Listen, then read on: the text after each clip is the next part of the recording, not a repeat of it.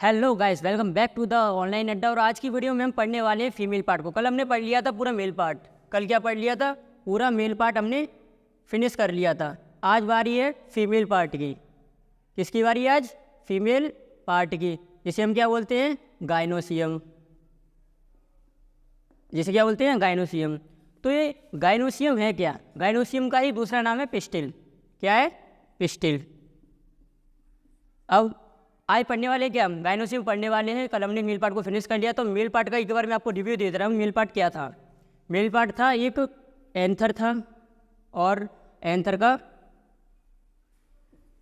Separate cutting वाला diagram था, और माइक्रोस्पोरोजेनेसिस का पूरा डायग्राम कल हमने समझाया था कि पहली एपिडर्मिस, एंडोथीसियम, मिडिल लेयर और टैपेटम। ये 4 लेयर होती हैं, जो कि फर्स्ट 3 प्रोटेक्टिव होती हैं और चौथी टैपेटम न्यूट्रिएंट प्रोवाइड करती हैं। तो आज बारी है हमारी गाइनोसियम की। पढ़ते हैं गाइनोसियम को।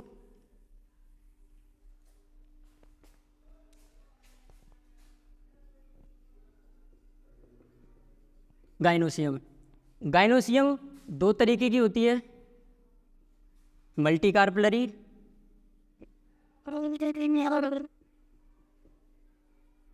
और मोनोकार्पलरी।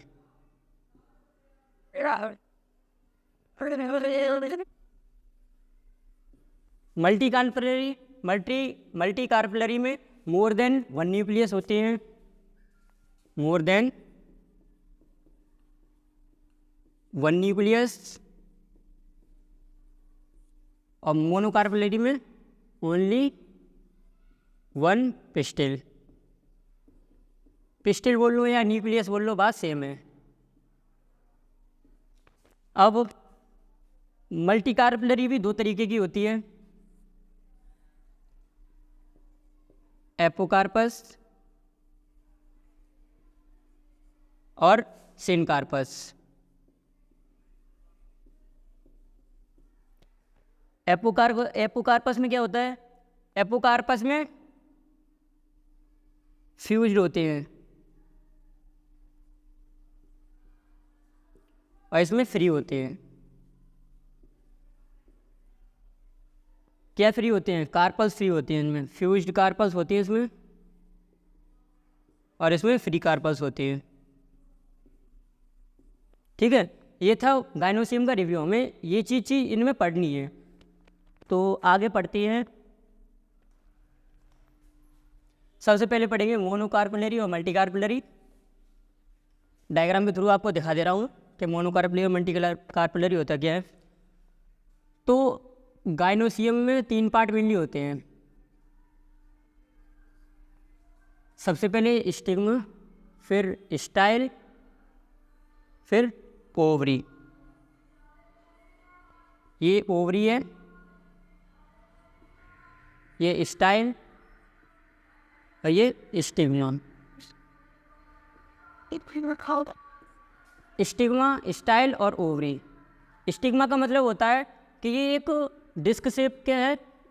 डिस्क शेप की होती है। एग्जाम्पल के तौर पे आप ये देखो, आपने कभी डिस्क ड्राइवर देखा है जिसमें हम सीडी रखते हैं? सीडी की तरह ही होता है, डिस्क शेप का होता है, गोल सर्कल टाइप का डिस्क शेप का होता है, स्टिकी होता है, जहाँ पे पोलन ग्रेन आके क्या हो जाते हैं? स्टक हो जाते हैं, यानी इस पर चिपक जाते हैं। स्टाइल क्या होता है? Style pathway of pollen grain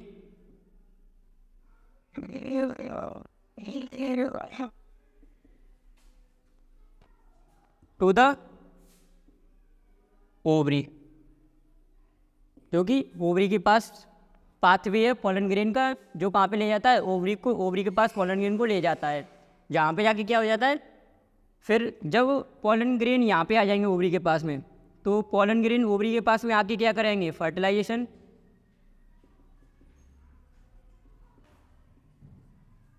यहाँ पे पॉलिनेशन होगा पहले, पॉलिनेशन होने के बाद फर्टिलाइजेशन होगा। फर्टिलाइजेशन होने के बाद में फ्रूट्स मिलेंगे, फल मिलेंगे। ये सभी फूल और फल यहीं से मिलती है फर्टिलाइजेशन होने के बाद में। ठीक है, ये ओवरी होती है। अब इसके बाद में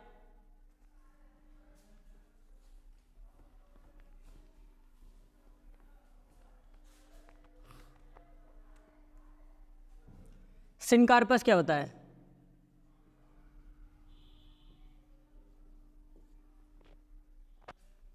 सिनकार्पस ये और एपोकार्पस।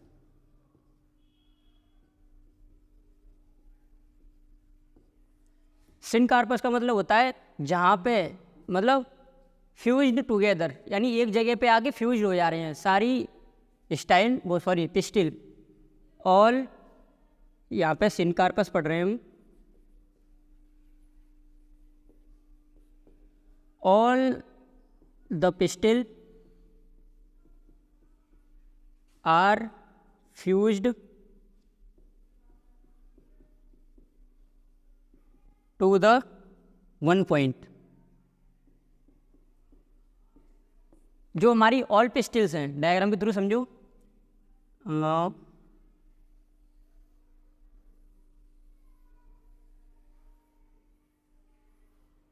ये एक डायग्राम में है, इस डायग्राम के थ्रू समझने की कोशिश करना है, ठीक है।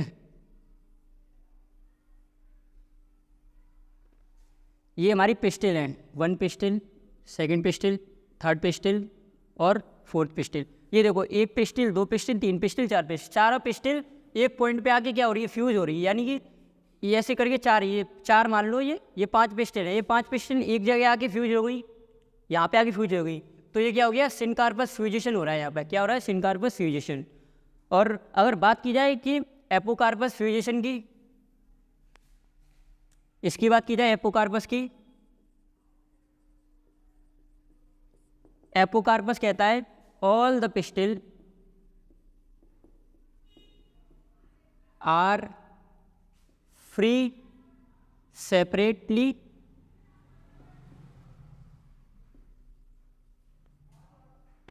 All the pistil are free separately, यानी वो अलग अलग हैं, इससे एक जगह नहीं है, सारी बिखरी हुई हैं, इस तरीके से हैं, मतलब ओपनली हैं सभी। डायग्राम के थ्रू देखो,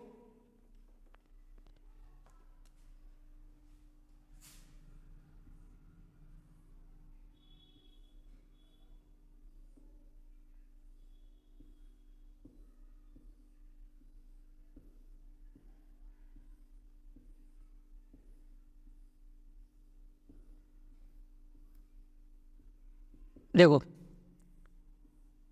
ये वन पिस्टिल होगी, ये दूसरी होगी, तीसरी होगी, चौथी, ये पांचवी, ये छठवीं, ये सातवीं, ये आठवीं, ये नौवीं और ये 10वीं। सभी देखो एक जगह की बजाय सारी बिखरी हुई हैं। कैसी है, बिखरी हुई हैं, ये सभी बिखरी हुई हैं। तो यही होता है all the pistil are free separately, ये यानी आपस में फ्री हैं। अब बात करते हैं ओव्यूल की। ओव्यूल होता क्या है, ओव्यूल एक स्ट्रक्चर है जिसमें फर्टिलाइजेशन होता है। ओव्यूल क्या है, एक ऐसा स्ट्रक्चर है, एक ऐसी डिजाइन है जहाँ पे फ्लावर में फर्टिलाइजेशन होता है। तो ओव्यूल का यहाँ पे डायग्राम बना दे रहा हूँ मैं।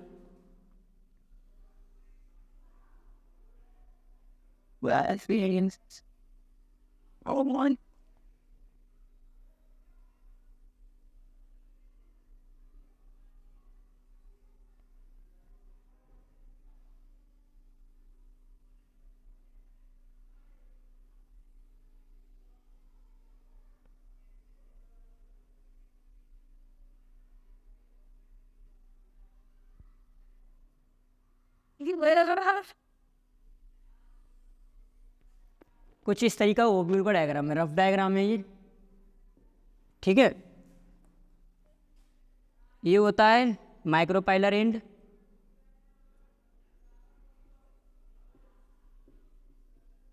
माइक्रोपाइल, और यहीं पे होता है एक माइक्रोपाइलर एंड। ये चालाजा एंड होता है,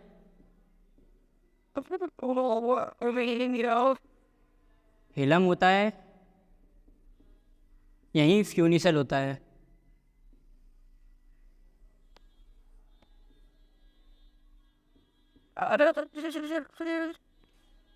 ये दो इंटीग्यूमेंट्स होती हैं।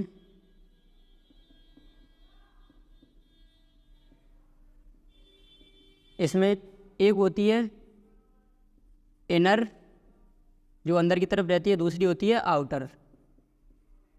ठीक है, और वो ये होती है न्यूक्लियस लेयर,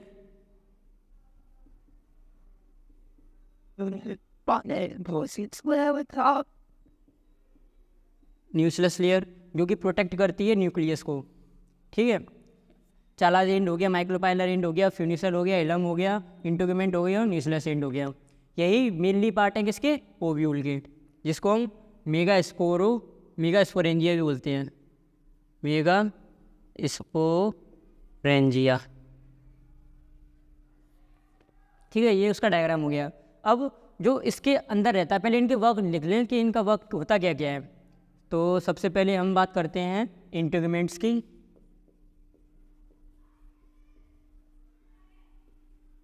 इंटीग्यूमेंट्स दो तरीके की होती हैं। फर्स्ट होती है आउटर और एक होती है इनर। आउटर और इनर का वर्क सेम है, प्रोटेक्ट टू द न्यूक्लियस और ओव्यूल। माइक्रोपाइल की बात करें, माइक्रोपाइल वो पाथवे है जहाँ पर जहाँ से पॉलन ग्रेन ओव्यूल के पास जाते हैं फर्टिलाइजेशन होने के लिए। तो दिस इज द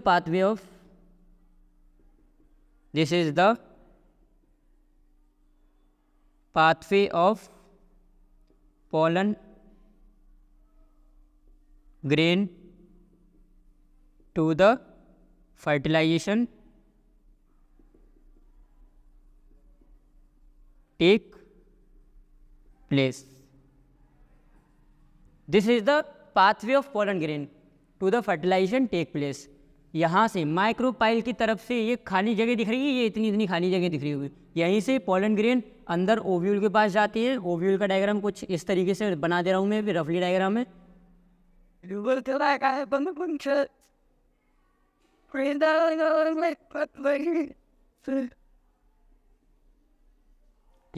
ये हमारा इसके अंदर ओव्यूल है। ठीक है, अब हम पढ़ेंगे क्या, पहले हिलम लिख लें, हिलम और फ्यूनिसल। हिलम और फ्यूनिसल क्या होती है? हिलम और फ्यूनिसल वो अटैचमेंट है जहाँ पर जो फ्लावर होता है, फ्लावर से अटैच्ड होते हैं हिलम और फ्यूनिसल, इन्हीं की वजह से जो ओव्यूल होता है वो अटैच्ड रहता है। ठीक है, ये हो गया हमारा ये। और चालाज एंड वो है, this is the opposite part, of the micropylar and. ठीक है, अब उसके बाद हम बात करते हैं किसकी, ओव्यूल की। स्ट्रक्चर ऑफ ओव्यूल पढ़ेंगे अब।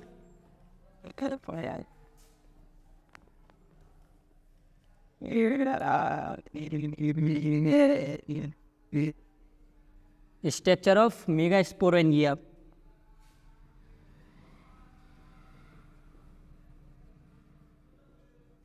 और ओव्यूल, मेगास्पोरेंजिया को ही ओव्यूल बोलते हैं। तो सबसे पहले इसका डायग्राम बना ले रहा हूँ मैं इधर से।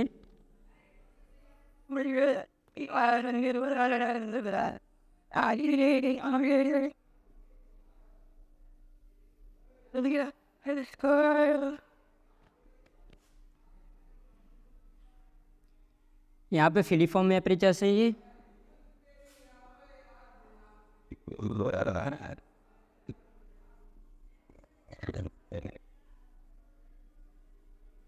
फिलीफॉर्म एपरेचर्स, ये एक्सेल है। यहाँ पे एक सेंट्रल सेल होती है जिसे हम पोलर न्यूक्लिया भी बोलते हैं। और इसी को ये क्या होती है, ये सेंट्रल सेल होती है।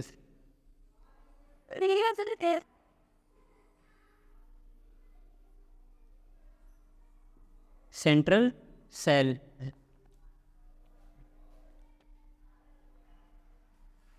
सेंट्रल सेल हो गई,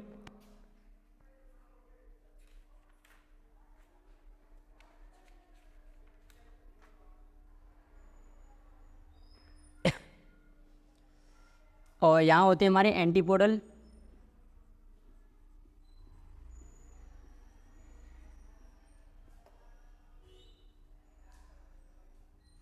ये चालाजा एंड होता है,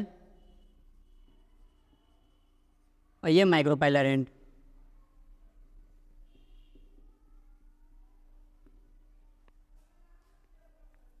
एंटीपोडल सेल हो गई, एक्स सेल हो गई, सेंट्रल सेल हो गई, पोलर न्यूक्लियाई हो गई, और ये सिनर्जिट्स बनी, ये सिनर्जिट होंगी, और ये एंटीपोडल सेल हो जाएंगी, 3 एंटीपोडल सेल।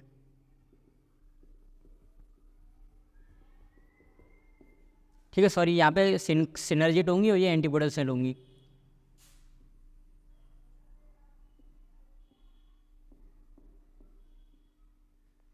अब पढ़ेंगे ये कि इसका ये पूरे डायग्राम है किसका, ये इस डायग्राम है किसका, मेगास्पोरेंजियम का, जिसे हम ओव्यूल भी बोलते हैं। अब हम सबसे पहले देखेंगे कि इनमें है क्या। सबसे पहले क्या है, सबसे पहले ये पोलर न्यूक्लियाई है, पोलर न्यूक्लियाई के बाद में क्या है, सेंट्रल सेल, सेंट्रल सेल के बाद में एक्स सेल, एक्स सेल के बाद में synergid, synergid cell, synergid cell के बाद में फिलीफॉर्म एपरेचर्स,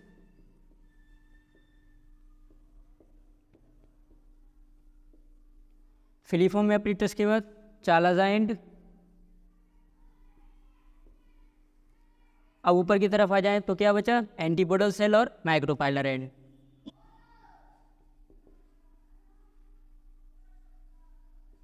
एंटीपोडल सेल और micropylar and.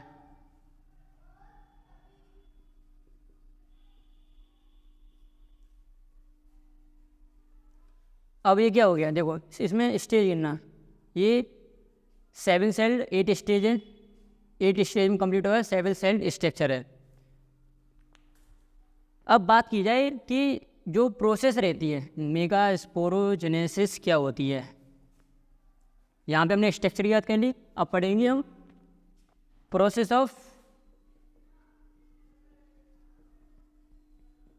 Of mega sporogenesis कि ये बनता कैसे है। तो जो सबसे पहले एक सेल होती है हमारे पास, एक सेल जब मियोसिस, ये चालाजा माइक्रोपाइलर और ये चालाजा एंड और ये न्यूक्लियस।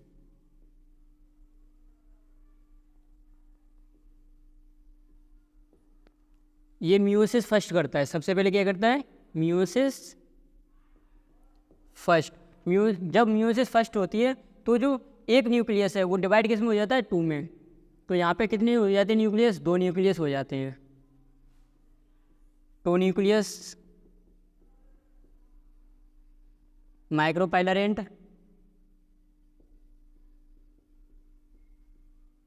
चालाजा एंड। अब यहाँ पे म्यूसिस सेकंड होगी, एम सेकंड, म्यूसिस सेकंड। जब म्यूसिस सेकंड होती है तो 2 न्यूक्लियस किस में हो जाएंगे, डिवाइडेड 4 में हो जाएंगे, 1 2 3 और 4। अब जब ये यहाँ से डिवाइड होंगे तो इसमें जो 3 है ये वाले, ये कैसे हो जाएंगे, डीजनरेट, 3 डीजनरेट हो जाएंगे और 1 फंक्शनल रहेगा।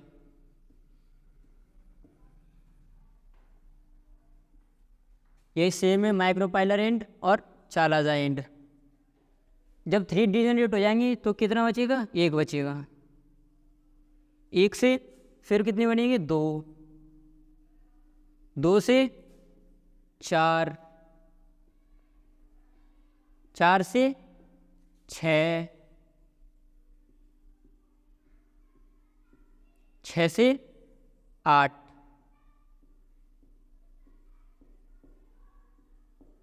8 हो गए। अब 8 में से 3 तो ऊपर की तरफ चले जाएंगे और 3 ही नीचे की तरफ चले जाएंगे।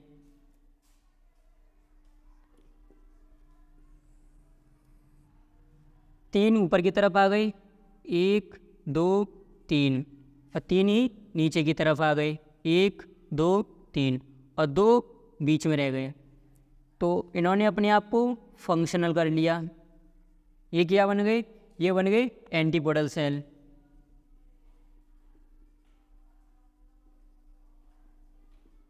और 2 पोलर न्यूक्लियाई में बदल गए।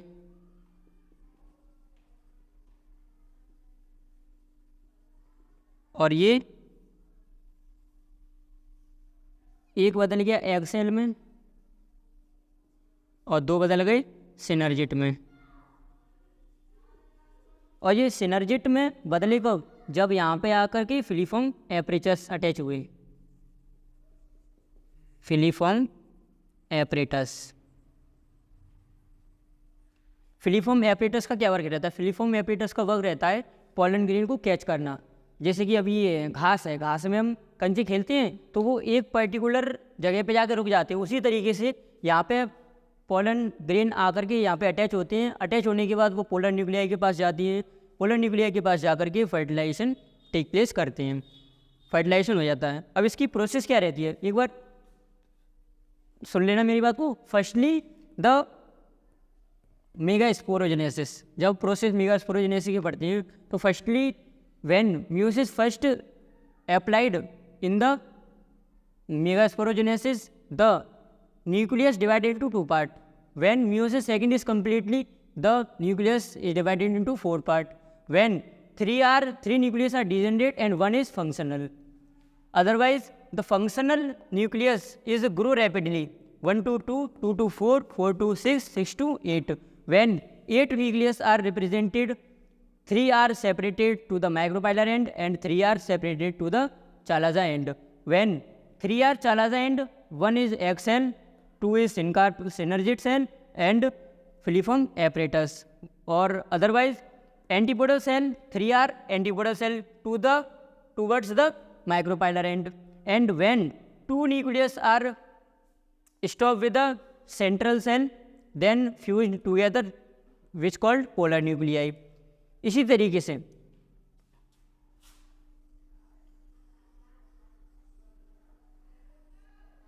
एक यहाँ पे सेंट्रल सेल रहती है। अब देखो 8 न्यूक्लियस 7 सेल स्टेज इसको हम बोलते हैं। 8 न्यूक्लियस 7 सेल्ड स्टेज, इसी को बोलते हैं।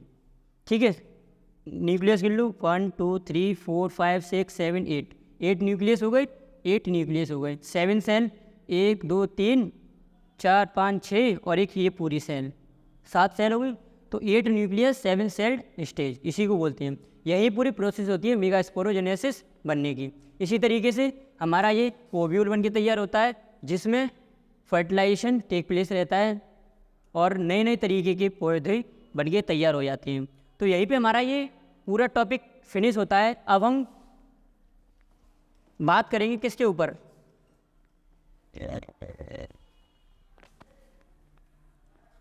अब हम बात करेंगे पॉलिनेशन के ऊपर।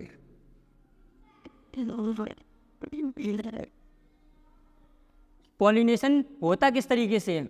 पॉलिनेशन कौन कौन कराता है, क्या क्या प्रोसेस रहती है पॉलिनेशन होने की?